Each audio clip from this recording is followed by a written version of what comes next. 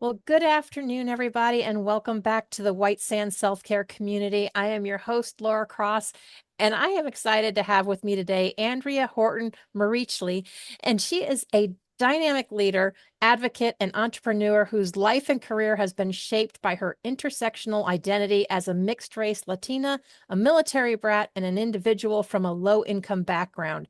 And her journey is one of resilience, determination, and a steadfast commitment to diversity and inclusion. She is the founder of Diversifuse, which is a DEI consulting service, and the podcast host of Get Diversifused. Andrea, thank you so much for joining us today. Thank you so much for having me, Laura. Thank you. And thank you So, for that wonderful introduction. oh yeah, oh my God, that's a mouthful, but it's important. Um, and many of you may not know, but you have an episode coming up here on Mindful Yes. Monday. So we're going to just share a little bit about her background. In fact, of course, for the whole full episode and conversation, because we are talking about championing inclusivity with Andrea Horton-Mericli. I love how she told me I could say hi. I'm sorry, I had to put that in there anyway. Anyway, so tell me a little bit about your journey and how you came about with coming up with Diversifuse. Yeah, so you mentioned a little bit about me in the intro.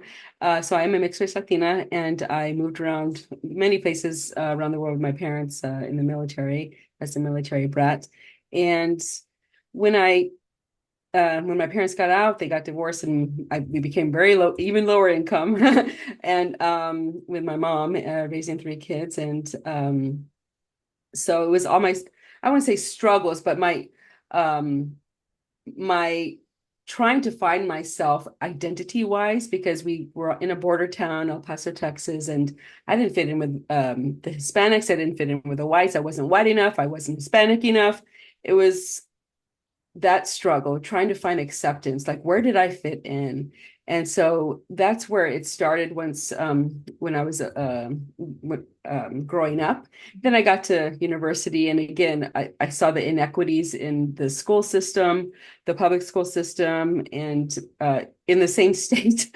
And so it's all those struggles that I went through. And then when I got out of university, graduated, and started working, I worked almost all in nonprofit environments, helping individuals who are marginalized in some way. I taught special education, advocated for people with learning disabilities, mental health disabilities. And then I went into adult education, working with individuals who fell through the cracks in the system, the K through 12 system, for many reasons. A lot of them were marginalized populations. But some of them were mental health and had learning disabilities, or a combination of all those. Mhm. And then I worked with immigrants and refugees as well, and saw all the struggles that they had to go through to get accepted into, to feel accepted and valued in society, and get service that they were entitled to by public assistance agencies like the fire department, the police department, hospitals. Um, and so all that education that needed to happen just fueled my passion for wanting to do something more. And so when my last contract ended, I decided, I'm going to take advantage of the time. I've always made work my excuse as to not to start my side business. And so I started Diversifuse. And Diversifuse is a combination of two words, diversity and fusion. So it's fusing diversity into a larger entity, whether it be a workplace, an educational institution, or community at large, an association, or whatever it may be. And so my company helps organizations and educational institutions, and one-on-one, I work with individuals as well, get the services they need to become more inclusive. So for organizations, I do assessments, I do strategic consulting, strategic planning with them. And I also do different types of workshops for the organization overall, from just the boards to the entire staff. And we have those uncomfortable conversations, to put it nicely, Yeah. because that's where things stem from. People do not communicate. Um, and when things become, when they feel uncomfortable, they either just shut down, for people who are marginalized, they shut down and don't speak up because they feel like they're not going to be heard anyway, Mhm. or they're going to be talked over. And or it's also breaking those assumptions, those incorrect assumptions down, and kind of mitigating implicit biases, which are unconscious biases that we all have. Mhm. We kind of mentioned this a little bit in the episode, but we all Yeah. have them. So I help address all those situations to hopefully bring a more inclusive environment, not just for marginalized populations, but for everyone, because we all are teams in the workplace. We're teams in the classroom. We have to learn to work together if we're going to accomplish a goal.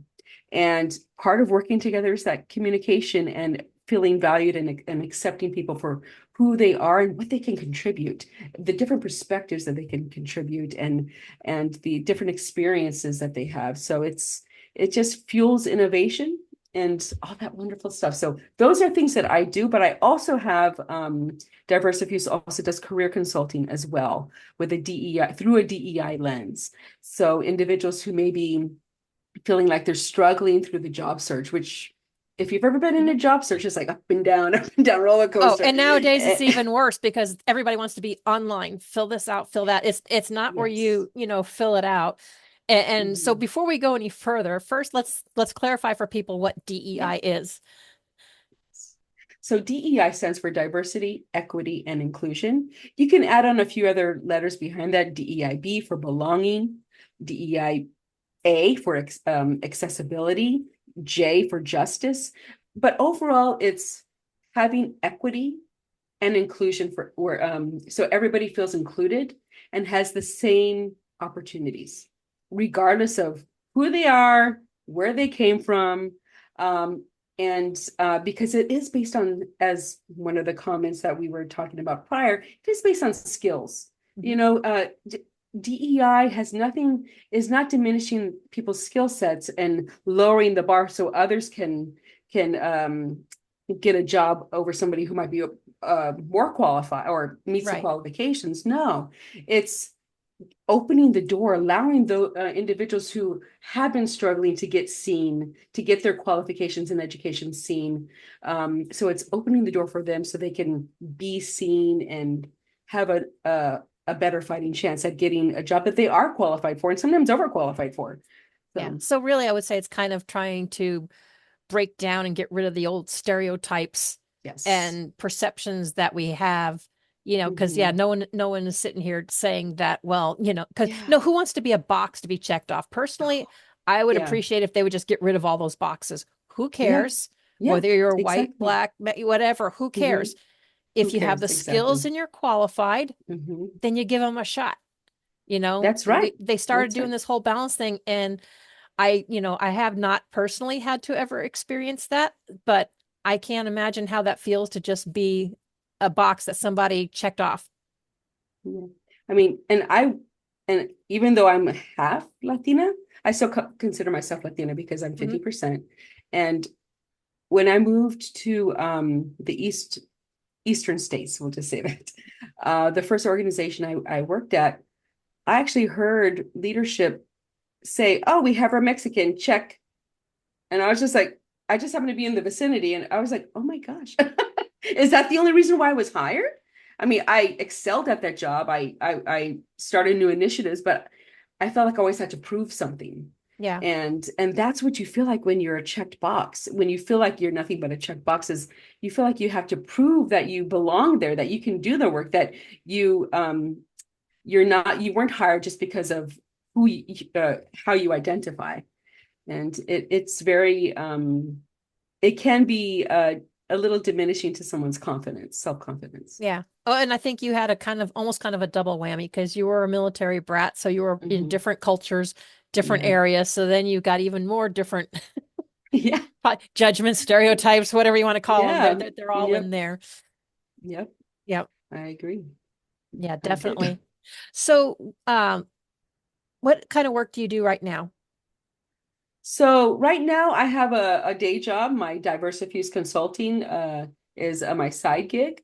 So but it's my day job is related to my consulting business. So Mhm. I source diverse candidates for um a university and for all positions. So it's very wonderful. It's a lot of work, Mhm. but it's very uh, rewarding work because people are getting access to opportunities to apply and be seen, their applications seen, and considered by the hiring departments. So it's nice. Not and but again, the hiring departments are looking at qualifications and skill sets. but but but I get to source diverse candidates so they can be they have a more of an opportunity to be seen. So it aligns well with my consulting business and my on my consulting business side, I'm really trying to get my brand out there, doing workshops and speaking engagements, going on podcasts like Mindful Mondays, and trying to find Or being collaborative on Get opportunities. Diversifused. Or get diverse. Oh, I love my Yeah. podcast. Yes, I Yes. can talk forever, as you found out, and it's like, oh, I got to be mindful of the time now. But yeah, I just really love getting the word out of how impactful and beneficial diversity, equity, and inclusion is for everyone. And and you can call it whatever you want. It's been around for pretty much forever, but it's been called different things. Employee engagement, Right. and just the golden rule Yeah. that we learn in How pre-K about on being a up. decent human being? Yes, a decent human being, exactly. Yeah. So I mean, it's been around forever. Respect others I mean, treat others as you'd like to be treated. Be respectful, and listen to people. Actively listen to people, and that's part of the workplace. Also, it's like in order to get promoted and everything like that, to move up the ladder in whatever industry you may be in, you have to actively listen to people. You have to invest in people. You have to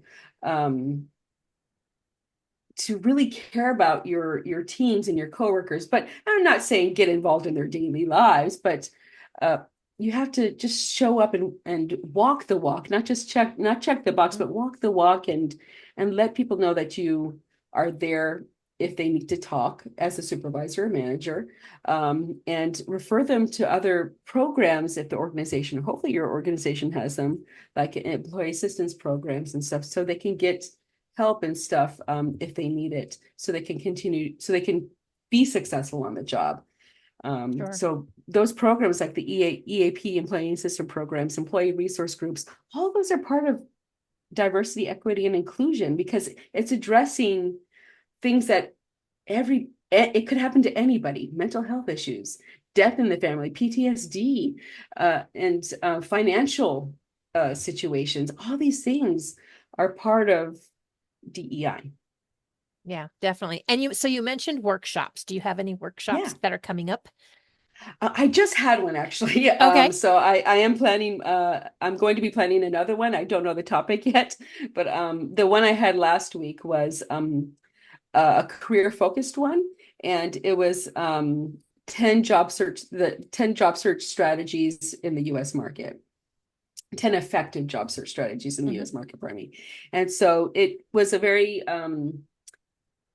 information packed filled webinar and interactive as well. And I think it went well overall. And I'm hoping to have it again soon. It was a very last minute webinar because I did it for International Nelson Mandela Day, where you give back to the community for a minimum of 67 minutes on International Nelson Mandela Day, which is July 24th, which is his birth anniversary of his birthday. Nice. So yeah, so that's what I did. It was very last minute. So I'm hoping to put that on again in the future. But when I do put workshops out there, they are free when I do them online for my that when it's not associated with an organization, I put them on for free. And I advertise on Eventbrite, on LinkedIn, and on my website directly. And then I also promote it on my social media. Which brings us to the next question. What is the best Yeah. way for people to connect with you? Oh, yeah. So I'm usually always on LinkedIn. So if you are on LinkedIn, hopefully, if you're a professional, you are, feel free to reach out to me, Andrea Horton-Mericli. That's my personal profile, but I also have a Diversifuse page as well. But if you want to, I would say connecting with me directly on LinkedIn is probably the best way. Or you can email me at andrea@diversifuse.com. That's Andrea at I don't know, I forgot what that little at symbol is called. At Diversifuse, that's D as in dog, V as in Victor, ERS. Let's see, this is a test. Yes. F as in Frank, S as in Sam, E as in elephant.com. Can you tell it's been a long week? Yes, it has. And we will have all that information in the description and in the chat for you to connect with Andrea. Andrea, I really want to appreciate you taking the time. As you can see, she's a beautiful, lovely person to talk to. So if any of those topics that you're struggling with or you need more information, definitely connect with her. We do go a lot deeper into that and different strategies and stuff. So tune in this Monday on Mindful Mondays with Laura Cross. That's my YouTube channel as well. It'll be at 1 p.m. Central Time. And we will be championing inclusivity with Andrea Horton-Mericli. Got to get the Mericli in. Anyway, thank you everybody for joining us today. Hope you had a great week and an even better weekend. And we will see you all next time. Great weekend, everyone.